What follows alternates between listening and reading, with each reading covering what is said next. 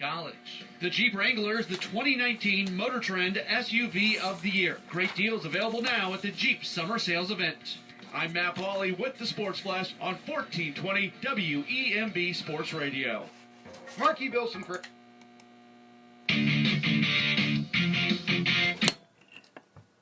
We'll put off the Asian House ad for just a second. By the way, tomorrow you ought to go there, because if you mention my name, you get 10% off. Go to goasianhouse.com. See their wonderful menu. I got something else here. You know, they do catering, but here's something to think about.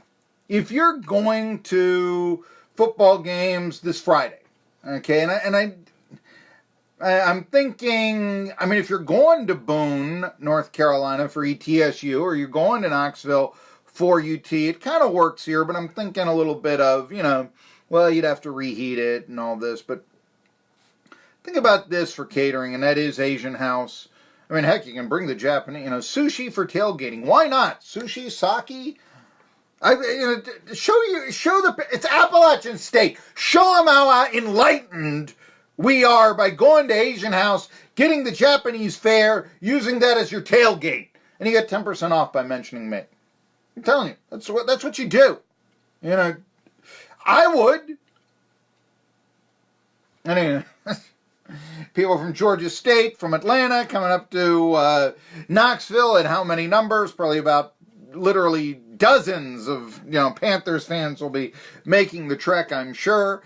And, you know, you want to show them also that, you know, it's not all just, you know, beans and cornbread around here. You know, they're from Atlanta, for crying out loud, you know, so that's what you do. Why not? All right. I did mention before, this is something that kind of bothered me over the weekend, and I don't know why, but I thought the football games were pretty darn good. I really did. And I do not understand, you know. Now, when I say that, okay, I'm specifically referring to the college football game. And the one that everybody saw was, of course, Miami and Florida. And for whatever reason, they're talking about this being, you know, oh, this wasn't a good game and all that. I thought, I mean, you're talking about down to the wire, Florida holding off Miami, two great old rivals rekindling their rivalry. Hey, you know what I think about interstate rivalries. I want to see them. I want to see Pitt-Penn State every year. I want to see LSU play Tulane to end their season every year. I want to see Florida and Miami play every year, and I think it's the best way, by the way, to keep the bums known as UCF, no offense, Golden Knights, but the bums known as UCF or USF, or for that matter, FAU, FIU in their place. We're Power 5. I mean, it's a great way. Texas A&M. What's the matter, Texas? You got all the money in the world. What? You don't want to play A&M because of the SEC? And, you know that when they win, they're going to say, better conference. This is your chance to show that the Big 12, with its 10 teams, and our great offenses can battle against the SEC. Why not? Arkansas doesn't play as many. I mean, they can't. But they have been known over the years to play Big 12 opponents from back in the days of the old Southwest Conference. You know, TCU recently, for instance. So, anyway, Florida, I got to say this, boy, you know, Jeremy Pruitt has got to come up with 5. He's got to come up with 5 fast, and he's got to come up with 5 good if he wants to maintain decency against Florida. I'm never picking Tennessee to beat Florida anymore. After Franks to Cleveland, I am never, ever, ever, ever, ever. I picked Tennessee to win that game. After Franks to Cleveland, no, I'm sorry. Never picking Tennessee to beat Florida again. I made my mind up. That just, no way. You know, if it happens, great. Fantastic.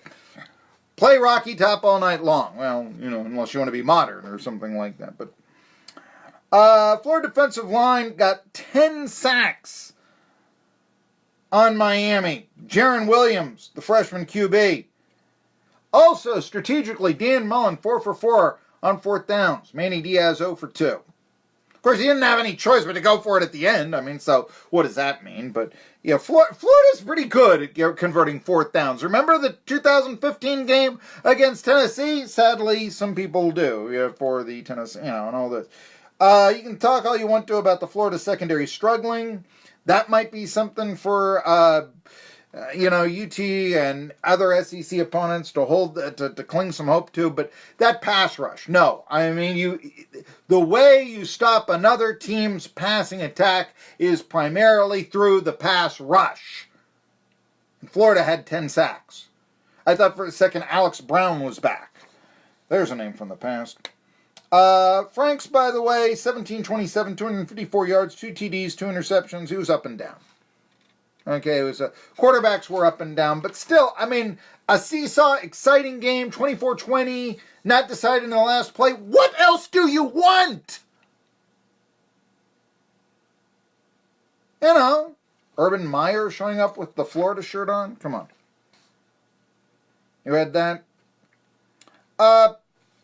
But that wasn't the only game that I thought was worthy of note. I'll be talking to SoCon John Hooper here in just a little bit about the opening day. And remember who I picked to finish in last place in the Southern Conference this year. Remember? Samford. Weren't they picked to win it last year? Yeah, but they don't have Devlin Hodges. Their big player is a 5'8 receiver. And they lost by 3 touchdowns to Youngstown State, and there was at least a 3-touchdown difference, and that game was played in Alabama. So, say what you will, but I thought that, yeah, my pick looked good, A. B, SoCon isn't what it once was. I mean, it's just, I remember when the SoCon would play Youngstown State for the national title. Well, Youngstown State isn't what it once was either. Jim Tressel is the president of the university, not the coach. But still, you got the idea there that, that was not, so it should. Now, the other game that if you were willing to stay up way late for was that, victory by the Hawaii Rainbows, or they're the Hawaii Warriors now. I'm sorry. They used to be the Rainbow Warriors. And anyway. But the final score is Hawaii 45, Arizona 38. The funny thing about Arizona, you don't think Arizona, I mean, you think basketball, you think baseball with the University of Arizona, but you don't necessarily think their football team stinks, It's not like you think. Arizona has never won the Pac-12. I wasn't aware of that. Arizona State, just about everybody else has, but Arizona has never won the Pac-12. They've been in it for about 40 years. I was surprised to learn that. A few years ago, I looked up the records and all this. I'll also say that's like one of those schools then you say, you know what, they ought to win more then. Why wouldn't Arizona win? I mean, I know that UCLA and Southern California is in the Pac, Washington and all this, but you'd think once out of 40 years you'd slip. You're Arizona. Come on. I mean, Phoenix is there. Come on, Got some size in your backyard. I mean, why not? It's a growing state. I mean, come on. But they've never done it. But their quarterback is Khalil Tate. And if you saw the last play, 45-38. And it's fourth down, time for one more play. And he decides he's going to scramble for it from about 30 yards out. And he stopped 1 yard shy. All right. Exciting play, heartbreaking, but why I don't like the running quarterback. Because as I always say, you're starting 7 yards, let's say 10 yards behind the line of scrimmage, and oh yes, he runs 1.5 miles and he's still a yard short. And I'm sure he saw the seam. And maybe nobody was open. I can't be all that critical of Mac. Or Tate, Khalil Tate. Khalil Mack plays for the Bears. But Khalil Tate. But still, that's where, you say, oh, look how exciting this is. The running court, it was an exciting play. Great. What did it do? Well, they scored 38 points. Yeah, Hawaii scored 45. Hawaii also is one of those schools that I think should win more. I know, about, what was it? They went to the Sugar Bowl one year, had an undefeated year, and then lost there, all that. But I've always thought that Hawaii should be a better, a top 20 program. I know they don't have the conference. Why? Because they're Hawaii.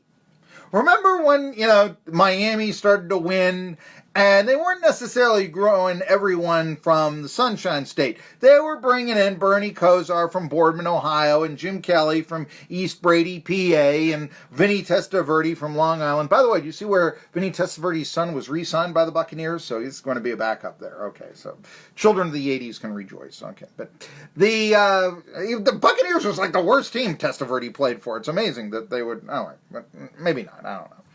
Regardless, here's the deal. The